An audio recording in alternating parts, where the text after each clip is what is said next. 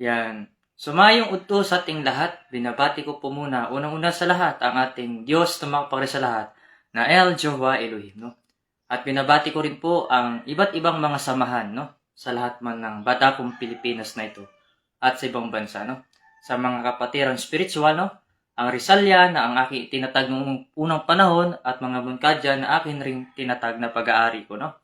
So binabati ko rin po ang 100 people chosen na pinamumunuan ni Edgar Igonya, na King Edgar Igonya, no? So mapagpalang umaga po sa iyo, brother, no?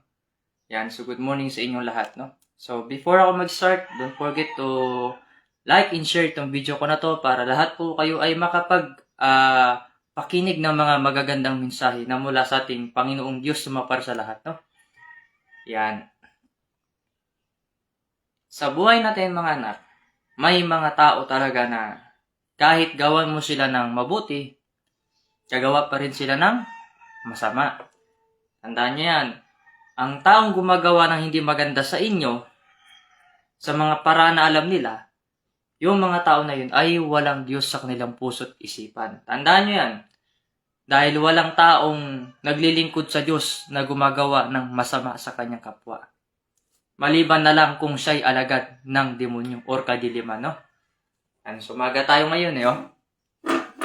Good morning. Masyado bang mataas ang camera? O yan, binabaan ko na para makita ninyo ko ng full body. Kasi sa mundo natin, kapag wala kayong tunay na kaalaman, madali kayong mailigaw ng mga tao sa inyong paligid. Minsan, hindi nila alam ang Panginoong Diyos kung nasaan. Naghanap sila. Pero ang Diyos nasaan ba? Hindi ninyo alam yan kung nasaan ang Diyos. Minsan nagbigay ng mensahe. Minsan nakalimutan ninyo nga. Nasa harapan na ninyo. Diba? O umaga ngayon Today is morning. At taasan natin yung camera. Para di gano'ng mababa.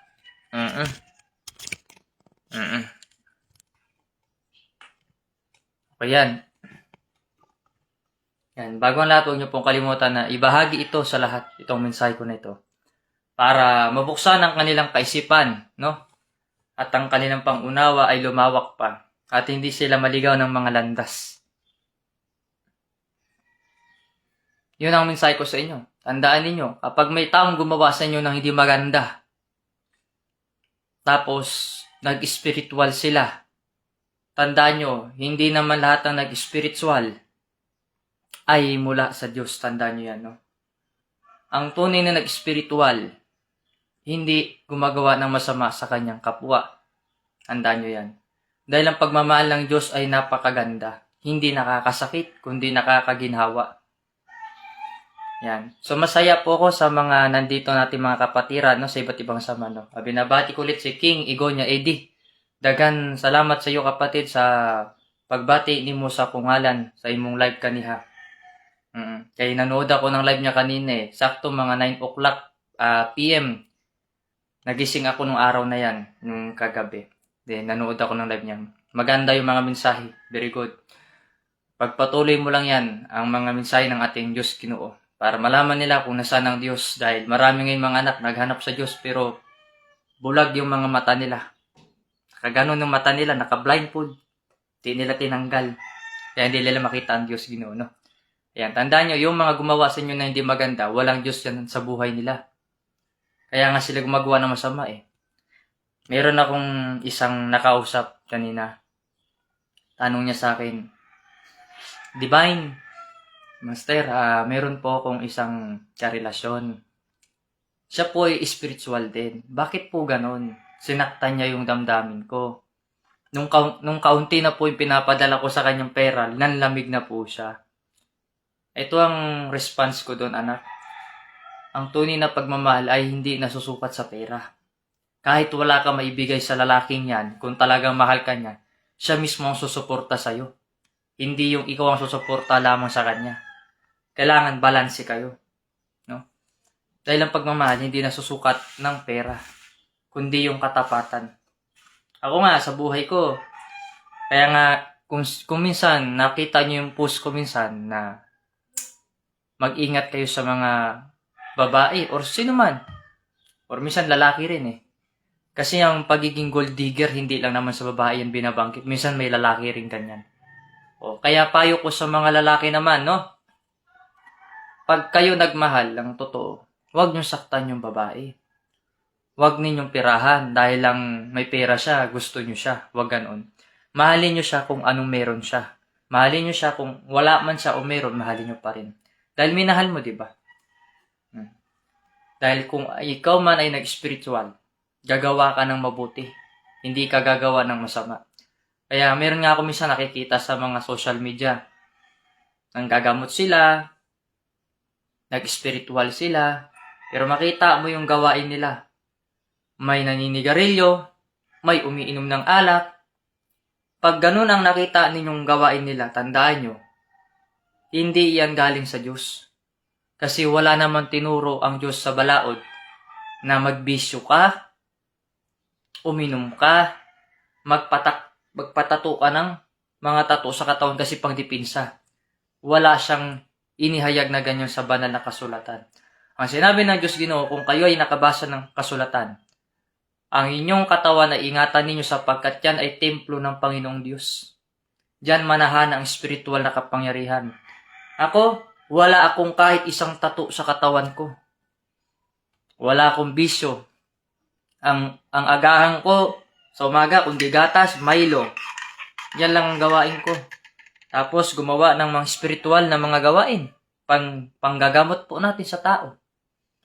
Paano tayo papasukan ng espiritu ng katotohanan kung yung gawain po natin ay hindi natin kayang iwasan yung mga gawain na masama? Kaya ng paninira, panlilibak sa kapwa, pagsira sa katawan, na material, gamit ang mga bisyo. No? Anong bisyo yun? Alak, sigarilyo at droga. Pag yan hindi mo natanggal sa katawan mo, hindi ka tunay na alagad ng Diyos. Alagad ka ng kadiliman. Dahil ang tunay na alagad ng Diyos, hindi niya na kailangan maging perpekto pa. Ang dapat niyang gawin, itama niya yung mga mali niyang ginagawa sa mundong ito. Kaya nga nandito tayo sa mundo na ito dahil bakasyon lamang tayo. Pag nawala ng material natin mga anak, pupunta kayo doon sa ibang mundo. Makita niyo yung mundo doon. Wala namang bisyo, wala namang tattoo ang mga kaluluwa doon. Ang material natin, bakit natin dudungisan? Para saan ang tattoo? Para lang ba masabi na matapang tayo? Siga tayo? Kasi ang alam ko, ang tunay na matapang kahit walang tattoo, bumibira. Dahil ako, yun ang pagkilala ko sa mga tunay na warrior ng panahon. Kahit walang tattoo, matapang talaga sa lugar namin. Kita mo na lang, may bit-bit na ulo yun, no? Tapos itatapon ganyan sa ulo. Totoo yan. Warrior yung mga yun. Pero walang tattoo yung mga yun. No? Kasi hindi ba siya ng tattoo para masabi mong ikaw ay lingkod sa Diyos? Dahil may mga nakita ko ngayon. Anyway, nandyan na yung mga tattoo nyo. Kung may mga tattoo man po kayo at handa kayo magbalik loob sa Diyos, pakibura ng maaga pa lang. Para kalugdan kayo ng Diyos. Kasi hindi papasok sa katawan nyo ang banal na espiritu. Pag dinumihan ninyo yung katawan ninyo, at baka ang papasok sa inyo, ibis spiritual na kapangyarihan na mula sa Diyos, baka kapangyarihan ng kadiliman. Kasi nag-a-attract kayo ng mga negative energy. Para hindi sa inyo pumasok ang negative energy, lagi kayo maglinis ng inyong puso't isipan. No? At saka malagang paalala din po dun sa mga ibang tao na magaling maghabi ng mga kwento at manira sa mga pangalan at mga pamilyang Ikleo. No? Manahimik kayo dahil wala kayong alam sa anak ko na si Junior kung bakit naging ganun ang kanyang pagkatao o ano paman nangyari sa kanya. Yung mga allegation na yan, hindi naman talaga totoo yan eh. Yung sinasabi nilang may ginawa yung anak ko na si Junior, hindi naman totoo yan. Kasi yung pinapalabas nilang namatay, buhay naman si Alona. O, ikaw ba naman, hindi naman magagalit sa iyo ang tao kung wala kang ginawang masama, di ba? Hindi naman magagalit sa iyo ang mister mo kung hindi ka nagloko, di ba? Ganun yan. Sino ba yung nakita nilang patay doon? Di patay yung galing sa sementeryo. Di ba? Madali kasi magsalita ng yung mga set-up. Alam mo yung kalaban, magalingan sila gumawa ng kriminal. Kaya lagi niyong talasan ng inyong pangunawa. Maniwala ba kayo? Hindi lahat ng nasa kulungan may kasalanan. Minsan kung sino pa yung may kasalanan, sila pa yung nandun sa laya. Isipin ninyo yun mga anak, ha? Yung gobyerno natin ngayon, talamak ang korupsyon. Kahit mayroon na silang kaso, bakit hindi pa rin sila nakukulong? Ha? Bakit? Kasi may pera sila. Ganun yan. Dahil hindi na kasi umiiral ang batas natin. Kita mo yung mga alagad ng batas natin. Imbis protektahan ng ating maliliit na tao, ang pinoprotektahan nila yung nasa loob ng gobyerno, yung kurakot. Totoo yan. Akala ba ninyo pagka sinabi mong Marcos, original yan? Hindi eh. Ang original na Marcos dyan, yung tatay lang niya. At yung sumunod na anak niya, hindi na yan ang original. Sabihin ko sa inyo, yung sinasabi niyong Marcos Jr., hindi man yan ang original. Dahil doon sa brief history, kung i-research niyo yan yung katotohanan, ang original na Marcos Jr., matagal na pong patay sa London. At yung nakita nyo ngayon dyan na Marcos Jr., replika lang yan. Hindi po yan ang original. Dahil ang original, talagang matalino yun at hindi gagawa ng masama sa kanyang bayan. Dahil alam niya ang tatay niya ay sundalo at hindi yun basta-basta. Di ba? Kasi kapag sinasabi mo na Marcoses, hindi naman porke po sinabi mo Marcos, lahat matino yung mga yan. Diba? Ako tatanungin nyo ko, sinong paborito kong presidente? Duterte. Bakit? Yung gumagawa yun ng tama, kahit nagmumura, kahit paminsan-minsan, aminado naman na hindi siya perfecto, diba? Pero kahit ganun ang ugali niya, nakita nyo ba na yung mga masasamang tao, umiral sa panahon niya? Hindi, diba? Halos lahat. Todas. Ngayon, yung sa war on drugs, kung bakit maraming matodas, totally hindi naman matodas yan. Kung hindi gumawa ng kalukuhan, totally binigyan pa nga sila ng 3 pagkakataon. Yung naubos yung 3 chances nila, doon sila natapos. Kaya nga sabi ko, ang Diyos gumagawa ng paraan yan para linisin ang mundo. Yung taong inaayawan ninyo, yun ang taong nagpaginhawa sa atin nung panahon. Nung wala pang Marcos, ang panahon ni Duterte, mura ang bilihin. Mura ang bilhin. Ligtas ka pag lalabas ka. Oo, nandyan na yung lockdown. Kasi kailangan yan ipa-implement para hindi maglabas-pasok ang mga sindikato. Maganda naman ang programa. Ngayon, sinisiraan ninyo ang Duterte kasi ayaw nyo manalo. Dahil takot kayong makulong kayo sa gawain ninyong masama. Diba? Ganun yan eh. Ako, alam ko ang ginagawa ng bawat tao sa mundong ito. Kung ako ang tatanungin nyo, wala na akong boboto pa. Kung mayroon man ng tatakbong bilang presidente, ang vice president natin, ang VP Sara, yun ang iboto ko. Sigurado ako dyan. Oo. Dahil yan, talagang original na Bistak yan, Bisaya yan. Matino ang pag-iisip niyan. Pag sinabi mo matino ang pag-iisip, alam niya yung tama at mali. Alam niya kung paano gumawa ng implementation ng batas. Alam niya kung anong gagawin niya sa tao para hindi maghihirap. Sipin mo ang Marcos administration ng Pangulo natin. Tignan mo nagkaroon ng gera sa ibang bansa. Tandaan niyo to. Ako, tandang-tanda ko pa. Nagkaroon ng gera sa ibang bansa. Hindi man lang niya mabigyan ng eroplano yung mga kababayan doon para masagip niya doon sa gira. Para mapauwi dito sa Pilipinas. Pero ang ating Pangulong Duterte that time, minaltrato nga lang tayo mga Pilipino doon sa ibang bansa. May eroplano agad-agad na dumating doon para ipakuha lahat ng Pilipino. Anong sabi ng Middle East? Lahat sila doon, nag-away sila kasi di nila kaya mabuhay ng walang katulong eh. Anong ginawa ng mga taga Middle East? Inayos nila yung ugali nila, tinanggal nila yung pagmamaltrato nila sa mga Pilipino. Tandaan nyo yan. Pero ang Pangulong Marcos, yung junior na yung pasaway na yan, tignan nyo nagkaroon ng gera, hindi man lang niya nasagip yung mga Pilipino. Sabi niya, ganitong panayam niya. Walang dumating Pwede ba naman yung Pangulo ka? Anga-anga ka, hindi mo alam yung gagawin mo? Di ba? Pero pag nag-flight ka papuntang ibang bansa, meron kang eroplanong masasakyan, edi sana yung sinakyan mo, pinahiram mo muna sa mga kababayan natin na taga ibang bansa. Total, ikaw ang may-ari naman pala. Di ba? O, bakit hindi mo nagawa yan? Kasi, wala kang pakialam. Dahil ngayon, makikita nyo yan, na malapit na siya bumaba sa pwesto.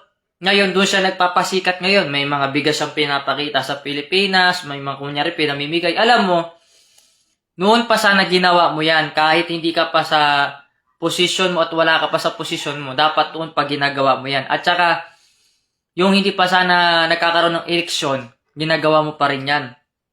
Pero ngayon kasi alam niya kasing matatalo na siya doon sa botohan.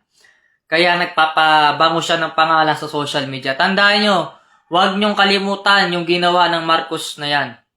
Pati yung pinsan niya. No? Na trillions ang nakuha niya doon sa kaba ng bayan. Saan nila dinala yun? Binulsa nila. Ako hindi naman ako supporter ni Bongbong Marcos. Oo, kasi una sa lahat, ang tinitignan ko doon yung gawang mabuti. Lahat naman ng mga tulay na pinagawa dyan, no, sasabihin ko sa inyo, yung sa panahon ni PRRD pa yan, Pangulong Duterte, yung subway na hinuhukay na tunnel na underground, sa panahon pa ni Duterte yan, ginawa. At saka yung mga LRT na pinagdudugtong-dugtong hanggang sa Mindanao, sa panahon pa yan ni PRRD, President Rodrigo Roa Duterte. Oo, kasi masyado yung sinisiraan yung dating Pangulo na wala naman talagang ginawang masama na sobra. Totally nga, nagpaginhawa pa nga sa atin yun. Bakit? Libre ang, mamura ang bilihin. Mababa ang presyo. Makakain ng tao. Diba?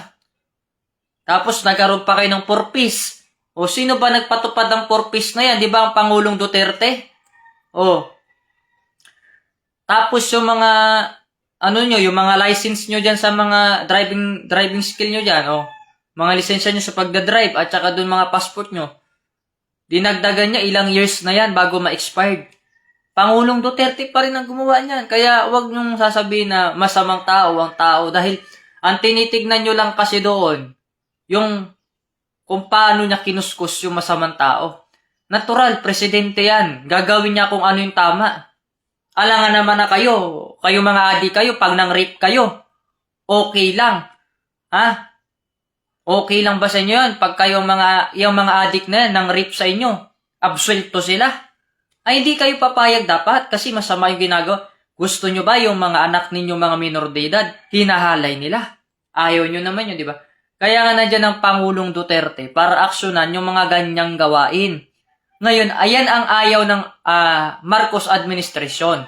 Tapatin ko na kayo bakit. No? Dahil kabilang sila sa mga New People's Army. Na pag-iisip. Yung asawa niya si Lisa Marcos, ang lolo niya si Joma Sison, founder ng New People's Army. O kay tinatawag na mga sangay nila CPP-NPA, no? Ang ating gobyerno ay pinasok na ng mga rebelde. Baka di po ninyo alam kung bakit ang Pilipino pinapatay sa gutom para sila lang ang matira at kayo ang mawalan ng buhay sa mundo. Kaya maaga pa lang po, mag-isip-isip na kayo ng iboboto ninyo. Ako, hindi na ako kailangan bumoto kasi alam ko naman, mananalo yung manok ko eh. Alam ko yun. Dahil yung panalangin ko nga lang, sapat na para manalo sila. Ang Pangulong Duterte nga, pinagdasal ko at kaya nga nanalo eh. Ang Vice President natin, pinapanalangin ko, kaya nga rin nanalo bilang Vice President. Ganyan nakatibay ang panalangin ko. Kaya kayo mga anak, mag-isip kayo. Lalo na doon sa mga mahilig makialam sa buhay ng ibang tao. Huwag nyo nang subukan. Mapahamak lang kayo talaga sa totoo lang. Mas maganda yung atupagin nyo yung buhay ninyo ngayon kung paano kayo makasurvive. Pansin ninyo, mahal na ang gasolin. Yung gasol na pinangsasaing ninyo, paano kung wala kang pera, hindi ka mabuhay. Kung matalino ka, bili ka ng 2 drum na malalaki or 5. Magawa tayo ng biodegradable gas dyan. Unlimited ka magluto. Diba? Alam nyo, tayo may mga kanya-kanya tayong posisyon sa mundong ito. Lahat tayo ay founder sa spiritual. Kaya dapat ang ipatupad po natin na programa sa tao yung maggawa tayo ng mga idea na makakatulong sa kanila. Magpagawa tayo ng biodegradable gas. Magpatanim po tayo sa kanila ng mga dapat itanim, yung fast grow na mga pagkain na pwede nilang kainin. Kung may mga bakanteng lupa kayo dyan, magtanim kayo ng palay para hindi kayo aasa sa gobyerno natin na tagilid ang pamumuno. Tapos pagka malapit ng botohan, doon lang nagpapasikat na kunyari mamimigay. Pagkatapos ng botohan, huyo ka na. Balik to zero kayo ngayon. Pahirapan kayo. Alam nyo, wag nyo nang pahirapan ang ating buhay mga kapwa natin Pilipino. Iboto natin yung tapat natin iboto, ang Inday Sara Duterte. Dahil yan naman po talaga ang nagmana sa tatay niya.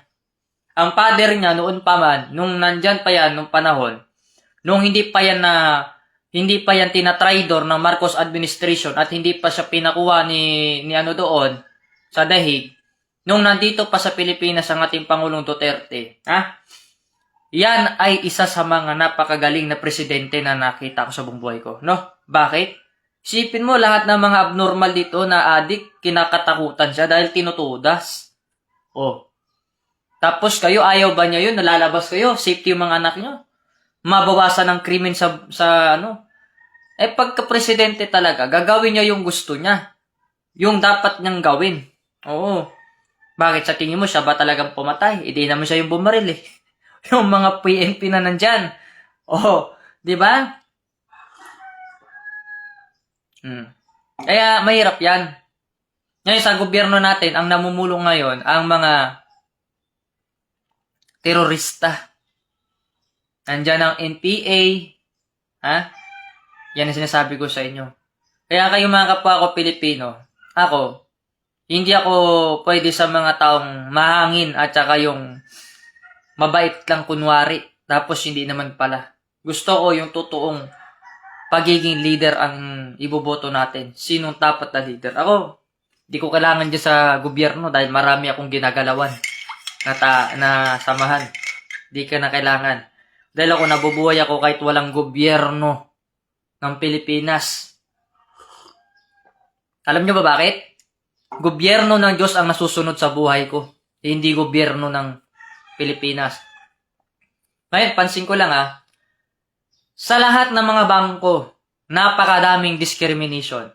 Pag hindi ka government employee, hindi ka pwedeng kumuha ng mga credit card or mga ATM.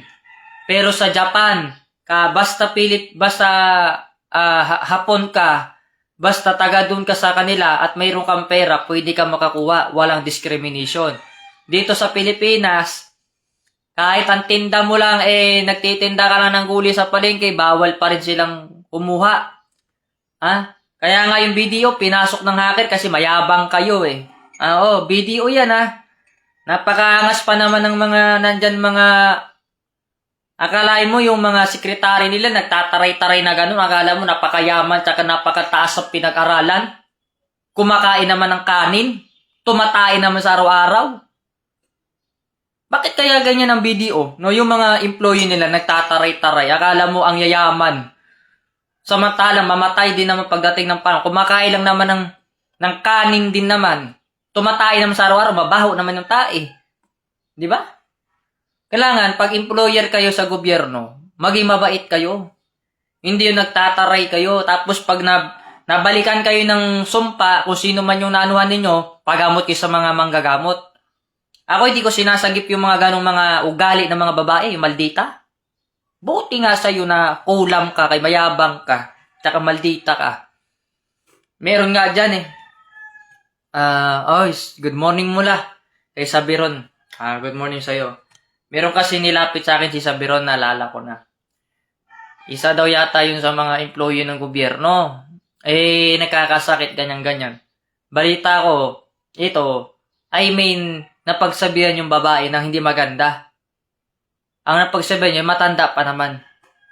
Alam mo, kahit gaano kagulo ang sitwasyon, makipag-usap ka ng maayos. Hindi mo kailangan sigawan yung matanda na yan Sabi mo lang, Nay, dito po tayo pumila kasi po hindi po doon tama yung alignment. Ganon, magiging mabait ka. Magiging polite ka. Di ba? Hindi pwede yung employer ka sa anumang bangko dyan, nagtataray-taray ka. Oh, meron din dyan sa Palawan padala eh. Yung mga ano nila dyan, magtataray-taray ka. Alam ko sino, alam mo ang yayaman ng mga pinagmulan angkan. Nagtatrabaho lang naman. Ay, yun ang pinakayo ko sa lahat. Alam nyo, yung mga video, pinapasok na ngayon ng mga hacker yan. Oo, kaya yung mga nagtataray-taray dyan, wag kayo masyadong magtaray. Baka dahil sa kakaganyan nyo, may mga nababangga na pala kayo mga mas matalino pa sa inyo na kayang i-hack yung mga server ninyo dyan. Di ba? Ingat kayo. Nabalitaan nyo naman, di ba? Ang nang-hack ng video, Pilipino lang din. Hindi naman siya, hindi naman siya employee ng video. Pero napasok ngayon. Bakit? Bakit niya napasok? Kasi matalino siya. Nag-aral siya ng IT programmer, no? Or programming. Ako, IT programming ako eh. Kaya sabi ko doon sa post ko, yung hacker na nang-hack ng account ko, pahihirapan kita. Oo. Gagawa ako ng madami kong account para malito ka. At saka manawa ka kung saan ako dyan nagpapapasok. Kasi ang gusto ng kalaban na nasa secret organization, gusto nilang patayin ang Diyos. Yung nagbigay ng mensahe na yun, ha? Hinahanap kasi nila yun kung nasaan yung tanda ng isinugo. Kung sino yung may suot ng bandera ng Pilipinas. Yun ang hinahanap nila. Gustong-gustong patayin yun ng kalaban. Dahil yun ang tunay na Panginoon na nagdala ng aral sa buong sanlibutan na ito. At bumuhay ng mga patay sa mga tao na may kaisipan. Paano mabubuhay ang mga tao na may patay na kaisipan? Kung nandyan ang katotohanan, hindi nila kaya tanggapin dahil ang sinasamba nila, ribolito. Di ba? Alam nyo ba ang Panginoon mga anak, hindi naman sa physical nakikita. Yun ang Panginoon natin, ang berbo. Ang berbo ay salita ng Diyos. Yan ang Diyos ang salita. Bago palikain ang mundo, andirito na ako. Sinasabi niya sa kasulatan, di ba? Ako, hindi ko nahanapin kung saan pahina yan. Basta ngalan ko lang, nabasa nyo rin yan. Dahil ang puso ang kumikilala sa salita ng Diyos. Yan. Meron pa nga dyan, yung ama namin, binago nila. Pansinin mo yung dasal ng ibang sekta. Tapos tignan mo sa Bible, magkaiba, di ba? Yung ama namin. Yan ang sinasabi ko. Tandaan po ninyo mga anak, ang Biblia ay hindi pa po yan kompleto. Baka nabasa nyo na po yung mensahe ko na ito. Sige. Good morning po, King Igonya AD. The founder of 144 chosen people. No? Yan. Binabati kita ulit. So, continue po tayo dun sa live. Alam mo, sabi ng Diyos, hindi ko na kasi maalala kung saan itong verse na to eh. Pero alam kong nabasa nyo ito dahil puso nyo naman ang nagdikta dyan at saka nakakatanda. Hindi itong isipan. Itong isipan na to pwede makalimot ito eh. Pero ang puso kasi, makakaalala yan. Alam ko ang utak natin nandito, pero ang puso kasi nagpaalala sa akin. Sabi sa kasulatan, no? Isa lamang ito patunay na hindi kumpleto ang Biblia natin. Marami pa pong ginawa ang Panginoong Jesucristo na himala, ngunit hindi na po naisulat dito. Yan ang sabi sa kasulatan na yan. Marami pang isusulat pero hindi na naisulat dito. Pero sinabi ng Biblia, huwag ninyong dagdagan ang mga salita dito. Sapagkat, dagdag din yan sa mga kasalanan ninyo. Huwag ninyong bawasan ng Biblia sapagkat babawasan din ang inyong buhay. Pero paano mangyayari yun? Na babawasan mo at dadagdagan mo, kung kulang talaga. Di ba? Kaya nga sa pagbalik ng Diyos, itinatama niya yung isang pagkakamali ng tao. Kasi hindi pa naman pala kumpleto yun. Nilimbag na nila. Parang ganito lang yung sa panahon natin. Nagbigay ako ng 9 mystery, Isbrosaram, Normusom, ibinigay ko na sa kanila. No? Yung nakabasa yun, akala niya yun na yung pinakabuod. Kaya pinamigay niya na. Hindi niya alam, may kadugtong pa pala yun. Next chapter. Yan. So ito yung next chapter natin mga anak. No? Sa mga nagsabi na gusto ko po ulit papanood yung kabal nyo, isang beses walang gawin sa inyo yun, okay na yun. Ang next chapter natin dito, yung paano po tayo manggamot sa tao. Kung paano tayo magpakita ng mga himala sa tao sa pamagitan ng banal na salita na mabubuting gawa. Kasi ang himala, hindi lamang nakikita yan, no? Nakapagpalakad ka ng pilay, nakapagpakita ka ng mga bulag, hindi lang naman po doon basiya ng himala. Lahat naman, kaya nating gawin, wala namang imposible. Alam mo, pinaka-the best na himala sa buong buhay natin? Yung kaya mong baguhin yung isang taong makasalanan tungo doon sa pagiging mabuting tao. Yun ang pinakamasarap nakita. Yun ang miracle. No? Kasi ako, marami na akong nasaksiyan at saka marami na akong nagawa. Palakad ka ng pilay, mapakita mo sa tao yung liwanag, nakaliwanag ang mata nila. Hindi na sila malabo ang mata. Lumiwanag ang kaisipan nila. Ang himala, hindi lang yung sa material na bagay, ha? Pati sa spiritual. Nililinis mo yung katawan mo, nililinis mo ang kaisipan mo. Pag manggamot ka, dapat positive ka. Sabi niyo positive, yung always laging maganda yung, yung aura mo. Tandaan mo, pag maganda ang aura natin, tandaan nyo na yan, asahan nyo, may kalaban yan na bigla sa yung titirada. Oo, minsan ang kalaban, hindi naman galing sa organisasyon natin. Minsan galing yan doon, sa ibang samahan. Nang samahan nila mga mangkukulam, mambabarang, nag-aral ng mga satanismo, hindi naniniwala sa aral ng Diyos. Kaya, ang tunay na manggagamot mga anak, mahuhuli mo yan sila kung mabuti sila masama.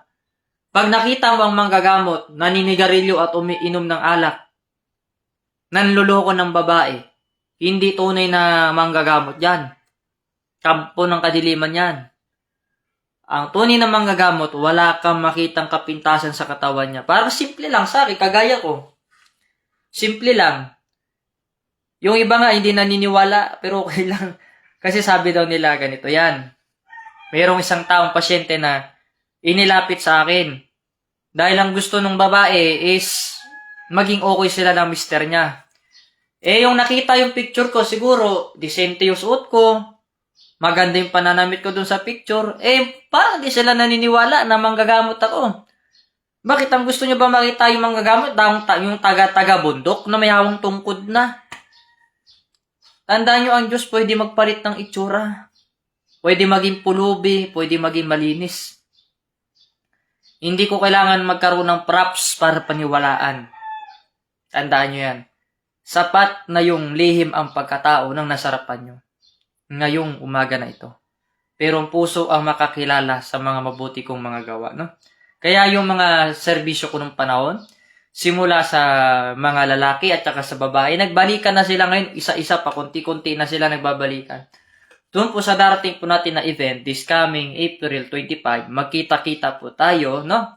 So, one day lang po tayo doon, agahan lang po natin doon sa event natin, no?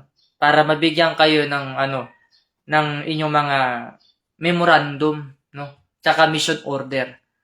Kasi ang ating sama ng Alpha Royal World Military Legion ay hindi po yan basta-basta. Ang hinawakan natin dyan, 4 factor. Against crime, illegal drugs, corruption, and terrorism. So pag gumawa ka sa organisasyon ng masama, madali ka lang mahuli. Tandaan mo yan. At yung isa pa po natin samahan is Divine God Benevolent Missionary International. Kung saan, pagkatapos ninyo na kayo ay makapasok sa isang samahan, papasok kayo dito sa pag-aaral, sa spiritual, upang magampanan ninyo yung paglilingkod sa Diyos. No? Hindi lamang kayo mayroong background doon sa ating pamalaan, may background pa kayo sa pag-aaral sa Diyos at kaalaman. Kailangan, pag alagad ka ng batas, alagad ka rin ng Diyos. Hindi yung alagad ka ng batas, pero nagpaalagad-alagad ka doon sa kampo ng kadiliman, hindi dapat. Dapat doon ka sa Diyos. No? Kahit anong sekta, relihiyon mo, welcome ka. Dahil ang pagmamahal ng Diyos, walang pinipili yan kahit sino. Pansinin nyo, no? Ang puso ng tao ay napaka-simple lang.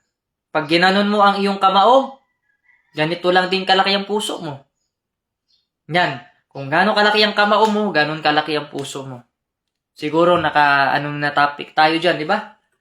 Pero ang puso natin, yan ang pinaka-center. Pero kung hahayaan mo yan na madumihan ng kalaban, I tell you frankly, kahit yung simpleng panggagamot, mahirapan ka magamot yung pasyente mo. Bakit? Sa umpisa, magamot mo siya ng kaunti, pero hindi siya 100% na pure, magamot mo siya. Kasi may kulang. Ang kulang niya maaaring sa kanya o sa iyo.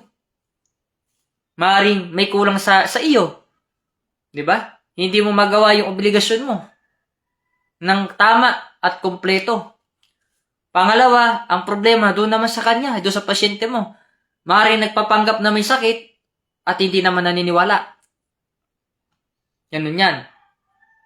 Kaya nga yung mga lumalapit sa akin, magpapagamot, hindi ko sila hinikayat na maniwala sa akin. Ang lagi ko sinasabi sa kanila, baka po nagkamali kayo ng nilapitan kasi baka po ang hinahanap ninyo yung matanda na itsura. At hindi po itong bata na ito. Ano ba naman po ang alam ng isang musmus lamang na anak ng Diyos? Hindi po ba ang hinahanap ninyo ay isang taong matanda lamang, ng pangmaterial lamang na katawan?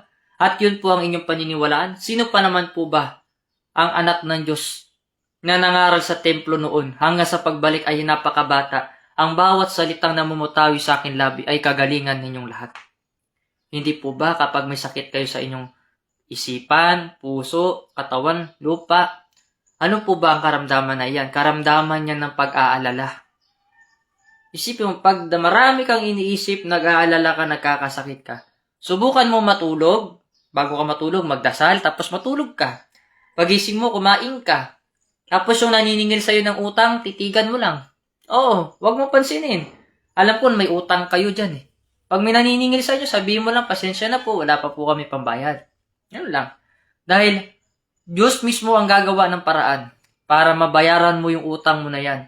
Ang Diyos mismo, hindi naman yan literal ibibigay sa iyo yung pera. Hindi ganoon. Ipapadaan yan sa ibang tao. At ikaw naman na nakakasaksi na nun, wag mong kalimutan na maglingkod ng buong puso sa Diyos. At wag mong kalimutan na tumulong din sa tao kung sino man yung tumulong sa iyo sa panahon na gipit ka. Number 1 yun. Kasi yung tunay na naglilingkod sa Diyos ay tunay na may malasakit sa kapwa. Na tunay din tao kausap. No? Kaya ako kilala ko po yung mga tunay na nagmamahal sa Diyos. Dahil titigan ko pa lang, alam ko na kagad. Walang may tago sa akin. Ang buhay po natin dito sa mundo mga anak ay simple lang. Simple lang tayo nabubuhay sa araw-araw nating ginagawa. Ang dapat nating gawin, magpasalamat po tayo sa araw-araw nating paggising sa umaga dahil itong buhay natin ay libre lamang po. Libre at walang bayad. Pero pansinin mo yung mga kinakain natin ngayon dyan sa labas. Pupunta ka ng labas, palengke, lahat yan ginagastusan. Pero napansin nyo po ba lahat ng tinitinda nila dyan, simula sa gulay, hanggang sa karne ng isda, hanggang sa hayop, lahat po yan ay mula sa Diyos. Tandaan niyo yan. Pero tayo dapat kasi ang umunawa dahil nandito tayo sa mundong magulo. Kailangan habang tayo nabubuhay, magpakatatag po tayo. Habang may buhay po tayo, lahat ng mga leaders at mga hari dyan na itinalaga, utusan po natin ang ating mga tao na magtanim para sa kinabukasan nila. Hindi lamang sa kanila yan, kundi kasama din ang mga lingkod ng Diyos na totoo.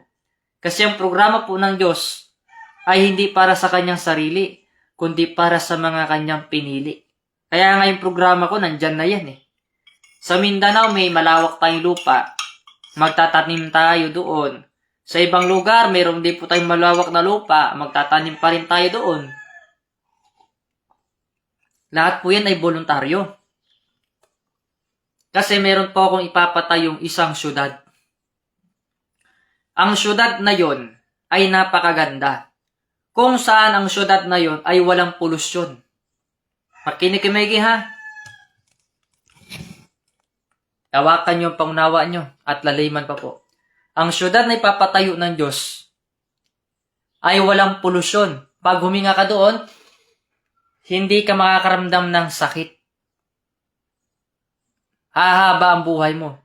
Bakit ka pa mamroblema sa mga bagay? Doon nga libre pagdating na ng panahon na maayos niya yung isang lungsod na iyon pag makasunod kayo sa Kanya.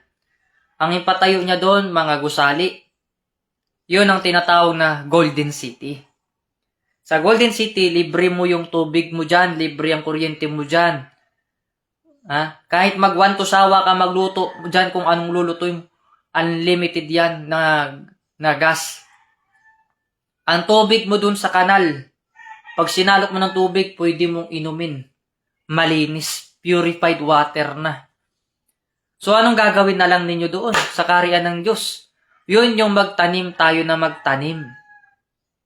Para ihandog doon sa kanyang kaharian at lahat ng tao ay makakain. At lahat ng lingkod ay makakain.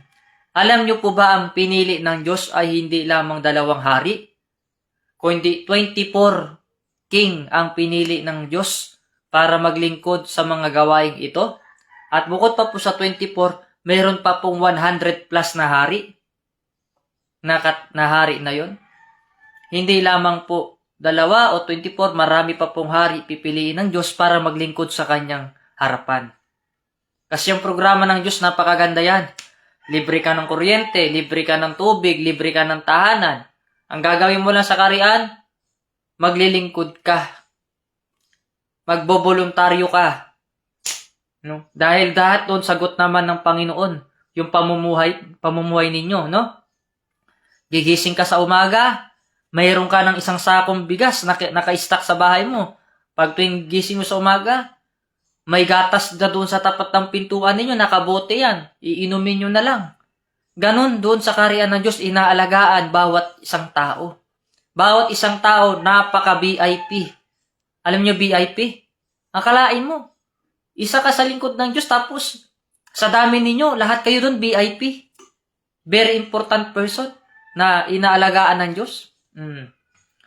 Pero hindi makapasok sa kaharian doon ng Diyos yung taong masama. Bakit? Pilit man niya sirain ang gintong kaharian ng Diyos or gintong kingdom ng Diyos or kaharian na malawak. Hindi yan mapenetrate ng kalaban. Kasi ang kaharian ng Diyos, napakataas ng pader niyan. Napapaligiran niya na makakapal na pader. Kahit targetin mo pa yan ng missile, hindi yan masisira basta-basta. Ganun ang kaharian ng Diyos. The Golden City yan. Malaki yan.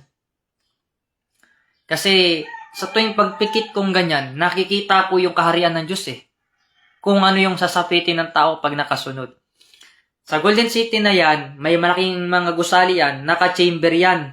May malaking babasagin yan na ganoon. Sa ibabaw nyo, may mga solar panel. Kaya pagpasok mo dun sa isang Golden City, 2 yung pintuan yan Pero maraming pintuan yan. Bago ka makapasok doon, pagpasok mo ng unang pintuan, lilinisin ka muna doon bago ka makapasok sa pinakakaharian ng Diyos. Pero paano ka makapasok doon kung hindi ka nga makasunod? Paano mapuntahan yung lugar na yun na naayos na? Alam nyo ba kung anong kulang sa kaharian ng Diyos? Yung mga kaluluwang tapat. Kasi minsan na may mga kaluluwang may ganitong pag-uugali. Nandiyan na pala yung kaharian ng Diyos. Bakit hindi mo ibigay sa amin? Bakit hindi mo kami bigyan ng pera? Yan ang utak ng tao ngayon.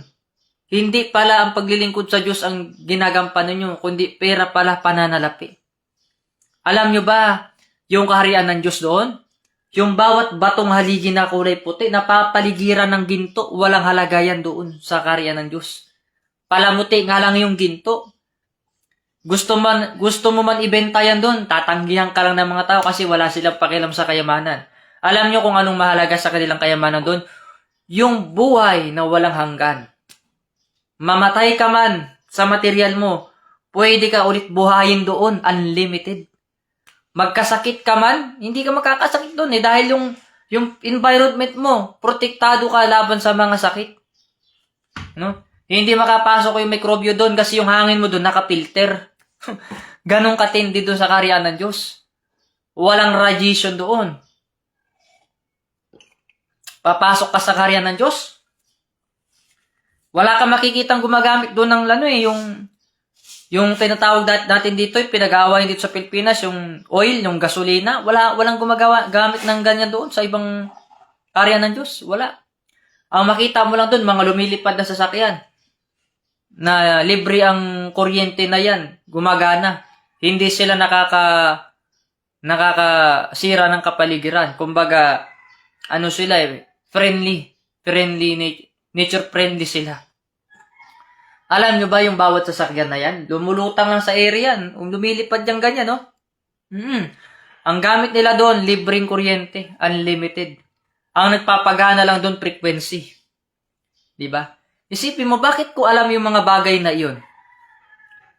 Na hindi kayang abutin ng utak ng isang taong ordinaryo lamang, no? Bakit ko pinapaliwanag sa inyo ng detalyado yung karya ng Diyos? Kasi nakita ko na. Alam mo, sabi sa akin ng Diyos, ang gusto ko lang papasukin dito yung totoo Yun. At saka nakasunod sa akin. Kaya yung Diyos na yon, hindi nakilala ng mga tao yun, yung amang lumikha ng lahat at may plano sa mundong ito. Hindi nila nakilala yun dahil nagbalik minsan sa lupa yun dito. Oo. Minsan nga nagbibigay ng mensahe. Ang palatandaan lang niya yon, siguro, sabi niya, sa pagbabalik ko, nakasuot ako ng watawat ng Pilipinas. Oo, watawat daw ng Pilipinas yung suot niya. Yun ang Diyos mismo na nagbibigay ng mensahe. Hindi nila kilala yung Diyos Sabi ko, baka hindi ko rin kilala yun kasi malay ko pa ako sino yan, no? Kasi ang Diyos ang inisip ng tao galing sa kalangitan bababa sa langit Pero pag-usapan kasing spiritual, ang Diyos ay espiritu na nagkatawang tao, na dala-dala niya ang liwanag sa kanyang dibdib, na simbolo ng liwanag na siya ang Diyos na makapare sa lahat. Yan ang katotohanan. Pero paano po ninyo makilala ang Diyos? Kung nakabase lamang tayo doon, or nakabase lamang kayo doon, sa karampot ninyong nalalaman. Hindi ba't sinabi na sa kasulatan, kung nabasa nyo to sa Tagalog, huwag kayong bumase doon sa inyong pag-unawa lamang. Dapat, ang ating kalaman ay nandoon dapat mula sa Diyos. Sundin natin ang kalooban at utos ng Diyos upang lahat ng mga bagay na ito ay mangyari ayon sa kanyang kalooban. Paano magkakaroon yan ng mga ganyang bagay na yan na sinasabi ko sa inyo kung hindi kayo nakasunod? Diba? Hindi nakasunod Alam nyo, sa Mindanao, may malaki lupa dyan, nakaready na. Itatayo ko na lang ang gusali na yon para sa taong tapat sa akin. Kasi yung kaharian na yon, doon, hindi ka ma-stress doon. Libre ang tubig, kuryente. Diba?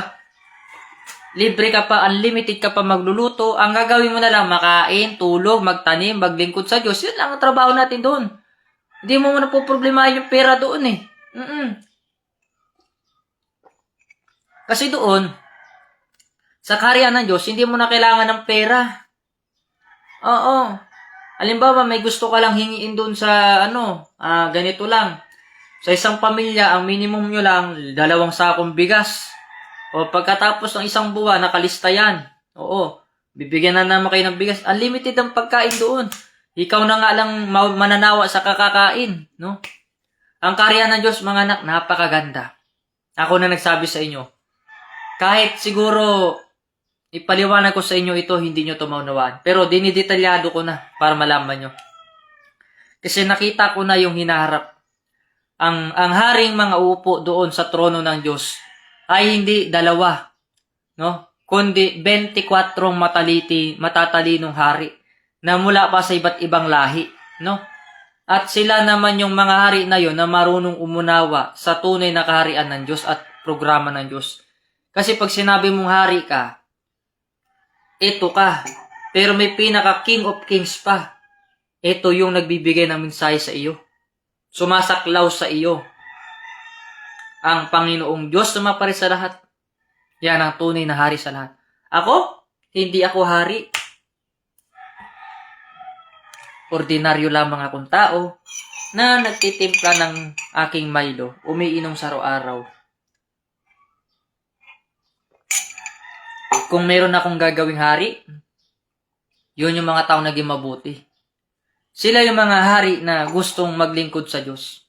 Gustong makalasap ng sarap ng buhay, ng walang kamatayan. Hindi ba't yan ang tunay na kayamanan? Buhay na walang hanggan. Kaya nga sabi ko sa inyo, wag lang yung puro tayo hiling ng hiling sa Diyos. Dapat ang Diyos, pag kumatok sa inyo, bigyan nyo rin. Dahil nung kayo'y malakas, nung kayo'y masigla, lahat ng hiniling nyo binigay sa inyo ng Diyos. Kahit hindi pa nga sa tamang panahon, minsan dumarating pa ng maaga. Kaya kapag ang Diyos ang kumatok sa inyo, huwag niyong baliwalain. Tumulong kayo doon sa programa niya. Dahil ang programa ng Diyos, nandyan na yan, nakahanda na. Ang isang tinatawag na syudad, o tinatawag na gintong syudad. Kung bakit tinawag yan na gintong syudad? Dahil doon hindi ka makaranas ng paghihirap. Yan ang katotohanan. Libre ang pagkain. Anong rason para magnakaw ka pa? Di ba? Libre ang pag-aaral. Anong rason para humingi ka pa ng bayad o kapalit? Ang gagawin mo lang, magturo ng libre. Magboluntaryo. Dahil doon, hindi ka mamamatay pag magpakailanman. Bakit ka pang problema sa pamasahe? Libre naman ang pamasahe. Wala namang bayad-bayad doon. Yung transportation mo, sawa ka doon, magpalit panahog sa sasakyan mo. Dahil ang kaharian ng Diyos, unlimited ang kapangyarihan doon. Kung paano niya pinagana ang mga sasakyan na hindi gumagamit ng kurudo or gasolina, doon mo makita ang talino ng Diyos. Sino ba ang nagtuturo sa tao? Kapwa ko ba tao? Hindi. Ang nagtuturo sa atin ang Diyos. Kaya wag ingat kayong mga anak pagdating ng panahon. Pag hindi kayo nakasunod sa programa ng Diyos, makakalungkot yung sapitin. Kasi sabihin pa nila na, di ba, nandito naman kayo sa puso't isipan ko. Nandyan nga ako sa puso't isipan ninyo. Pero kung iba naman ang nilalaman ng damdamin nyo talaga at hindi ako, hindi kayo maligtas. Tandaan nyo yan.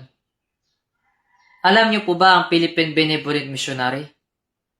Sino po ba ang founder dyan? Wala namang ibang founder dyan at nagtatag niyan kundi ako ang original na the founder ng isang sama na yan. Or association. Marami na lang gumaya niyan. Pero hindi silang original. Sino ba ang four corners of the world? Ako man ang four corners of the world na nagbigay ng buhay sa kanila. Sa sama na yan. Dahil walang silbi ang isang samahan kung wala ang tunay na Diyos na tagapagturo. Kahit magtayo ka pa ng maraming chapter dyan, kung wala ang Diyos dyan, walang kwenta ang samahan. Piliin mo pa rin anak yung totoo na Diyos na hindi ka pahihirapan. Hindi ka bibigyan ng sakit sa ulo. Diba? Yung Diyos na tumutulong sa'yo kahit may sakit ka sa physical mo, binibigyan ka ng paalala kung ano yung mga dapat mong igamot sa sarili mo. Dahil ang Diyos may malasakit sa kanyang mga anak dito sa lupa at kanyang mga tao. Yan. So binabati ko ulit na, no? So proud ako sa mga iba't ibang samahan na masaya sila na nakikita ko sa live ko minsan. Yan. Pasensya na kayo, minsan lang po ako maka-live kasi busy po talaga ako sa spiritual na gawain. Maraming mga lihim ang Diyos na mga hiwaga. Ako hindi ko alam yun. Baka kayo alam ninyo, pwede nyo ituro sa akin. Sino ba naman ako na isang hamak-hamak lamang na isang dukha? Di ba? Ako nga.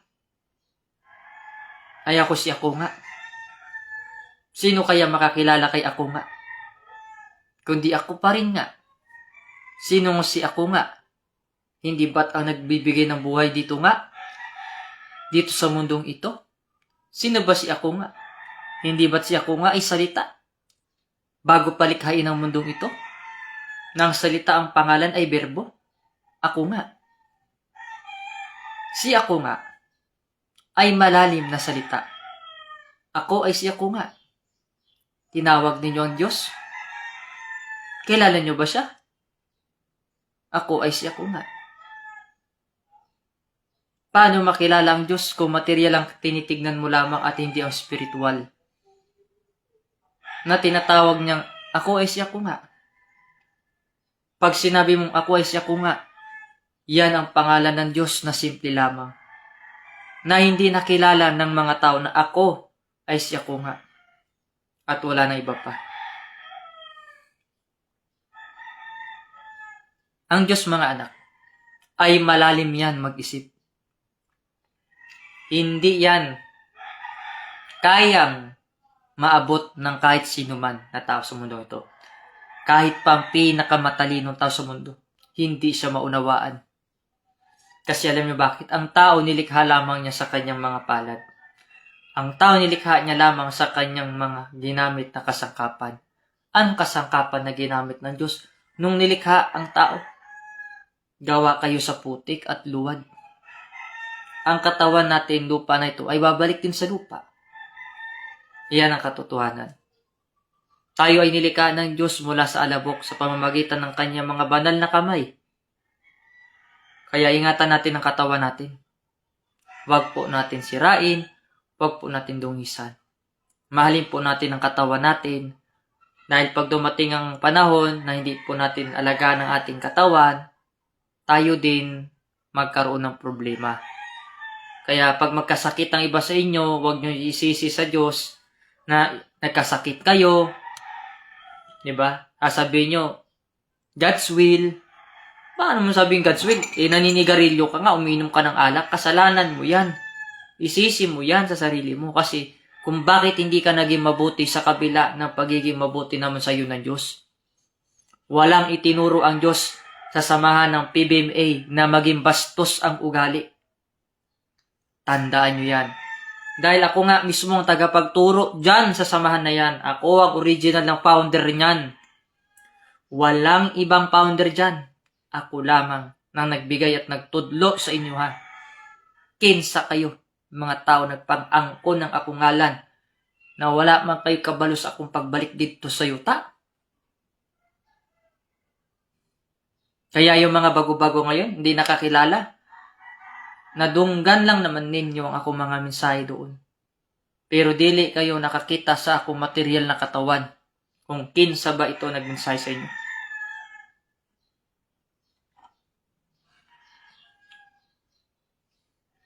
Kaya sabi ko sa kanila, makilala nyo ba yung Adriano? Hindi nyo makilala yan. Ang Ruben, makilala nyo yan? Hindi nyo makilala yan.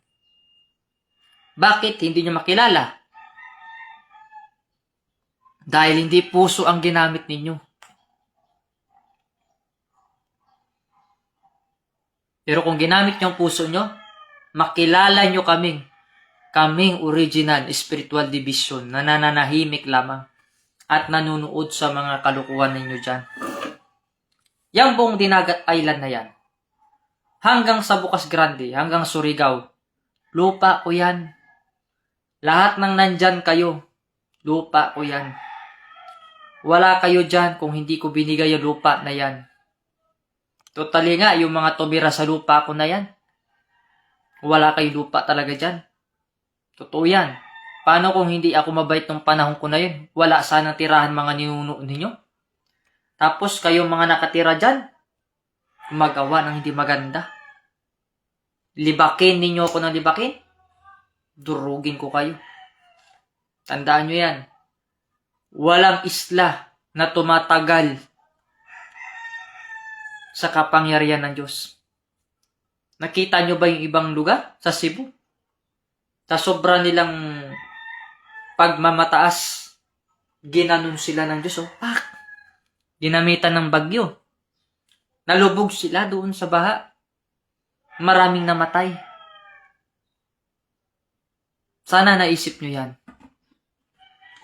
Na hindi porke may bahay kayong malaki, may nakita kayong trabahong napakaganda, no? May mga ipon na kayo, is alam nyo na lahat. Tandaan ninyo, marami mga bagay na hindi pa ninyo alam sa kapangyarihan ng Diyos. Ang kapangyarihan ng Diyos ay kalikasan. Pwede niyang kontrolin ang apoy, hangin, lupa, at hangin. Pwede niyang kontrolin ang ulan. Kaya niyang painitin ang lugar. Kaya niyang lindolin ang lugar. Kaya niyang sirain ang buhay ninyo kung gugustuhin niya. Bakit hindi niya ginagawa yan?